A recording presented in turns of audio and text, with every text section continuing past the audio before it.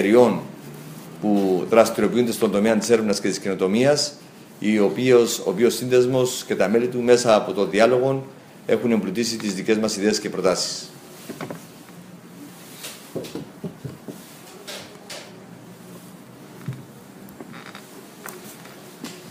Μέσα στα πλαίσια του ανοιχτού διάβλου επικοινωνίας που έχουμε με όλους τους υποψήφιους προέδρους της Δημοκρατίας, ο Κυπριακός Σύνδεσμος Επιχειρήσεων Έρευνας και Καινοτομίας συζήτησε και με τον κύριο Λιλίκα τα προβλήματα αλλά και τις εισηγήσεις του συνδέσμου μας αναφορικά με την έρευνα και καινοτομία στην Κύπρο.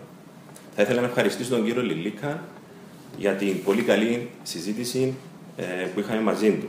Επίσης, μας χαροποιεί ιδιαίτερα το γεγονός ότι χαιρετίζει και ακούει τις εισηγήσεις μας και είναι πρόθυμος να θετήσει ένα μεγάλο μέρος τους.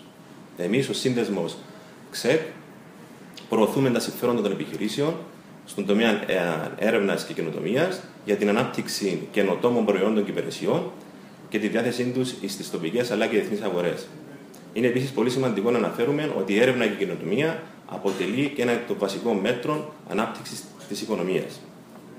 Επίσης, οι θέσεις του συνδέσμου μας ταυτίζονται πλήρως με τους στόχους της Ευρωπαϊκής Ένωσης αλλά και με το όρομα για τη στροφή στην οικονομία της γνώσης. Ευχαριστώ.